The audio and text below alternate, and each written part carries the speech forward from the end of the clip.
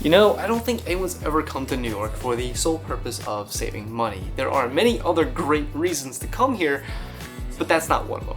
And it's no surprise that New York is an extremely expensive place to live, and yet still so many of us call it home, and so many more people are thinking about moving here. This past week has been kind of crazy, but crazy in a good way. But at the same time, I am looking forward to getting back to a sense of normalcy, and this upcoming week is definitely promising to be way more normal than the last. And I figured instead of just spouting off a ton of numbers and running through a spreadsheet, because that'd be extremely boring, I figured I'd just take you along for a normal week. When it comes to food, it's probably two categories for me: groceries and dining out. Usually I don't do much for breakfast, maybe a protein shake or a banana, if anything. There is one thing though that I can't go without, and that's coffee. I used to get coffee out so much, but nowadays when I'm in the office, I get free coffee in the morning, and on days I'm working from home, I make my own coffee, which is sort of kind of become like a little morning ritual for myself over the past few months. And this isn't to say that I don't get coffee when I'm out sometimes, but it's much more rare now. Lunch is definitely a bit more difficult for me.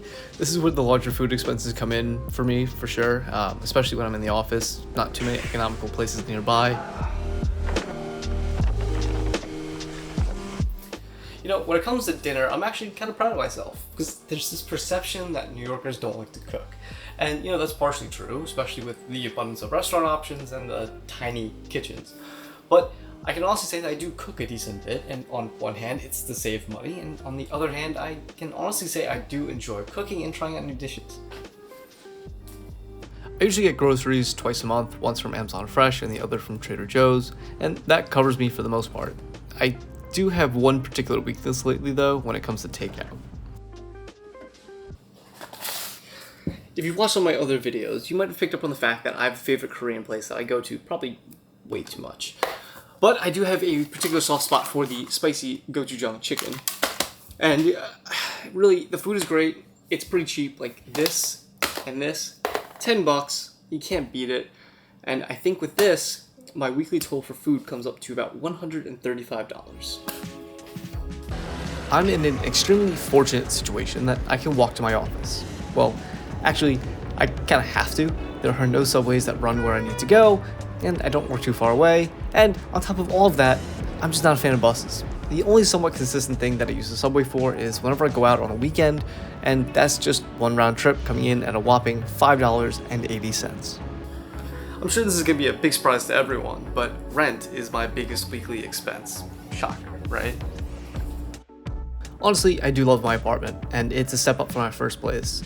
On one hand, my roommate and I have lucked out given that this place is rent stabilized, but at the same time, it's also a bit above average rent for the market, so, good and the bad. But bear in mind, given the location, it's definitely not bad and definitely manageable.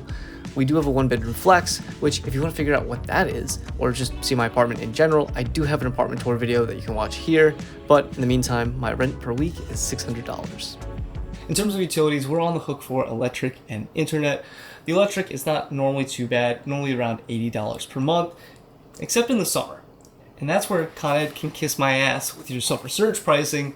It goes up to a little over $200. So Con Ed, I hate you. But yeah, I mean, we'll use the 80 number since that's normal, so that's about $20 per week. And then when it comes to internet, it's $75 per month, and again, around 20. So we'll call it about $40 per week for utilities. I don't know if anyone else ever feels this, but sometimes I feel like I'm a bit of a contradiction. On one hand, I love going out, hanging out with friends, socializing, but on the other hand, I'm also a big fan of chill nights in, and it's a balancing act. And I think I've found a balance that works well for me between socializing and, saving money and also my social battery.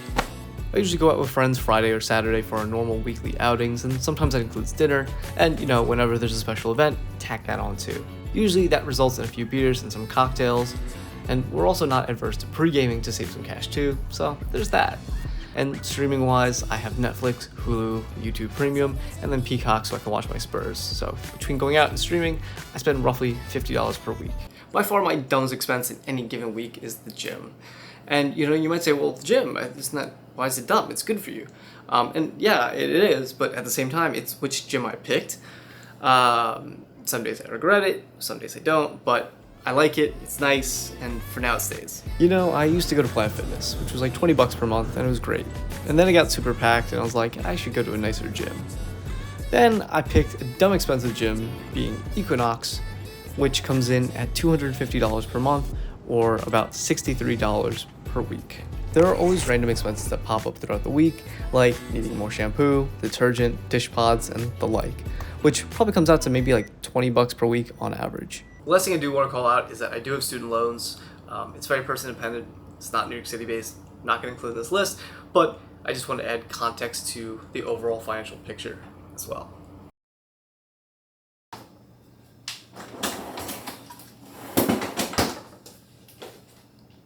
You're still here? What are you doing? Oh, you wanted the total? Oh, it's like $900. $914 to be exact. It's over. Go home.